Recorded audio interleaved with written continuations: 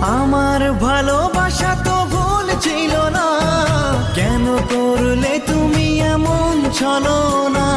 কি দোষে দোষী করে তুমি চলে যাও, অশান্ত মন আমার কিছু বুঝে না।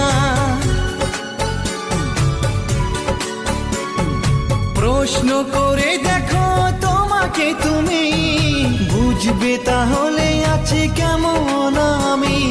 তোমার গায়ে হলুদে কত কোলাহল, এদিকে আমার চোখে ঝরে শুধু জল।